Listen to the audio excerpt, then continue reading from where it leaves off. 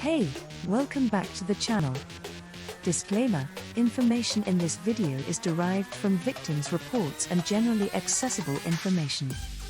If you are a victim, you're not alone. Join others and report to unverifiable.io for guidance. They process requests faster than traditional bodies because of the collective strength of the community voice.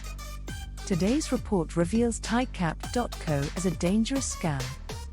Victims report it is unregulated, using aggressive tactics to trap users.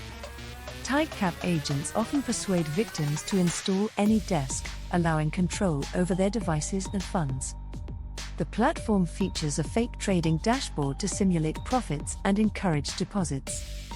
However, withdrawals reveal the truth, with fabricated excuses blocking access to funds. Victims report no successful withdrawals. Financial regulators like OSC, FINMA, CNMV, and AFM have warned against TIGCAP's major scam targeting global investors. Stay vigilant, stay informed, and subscribe for more crypto scam alerts.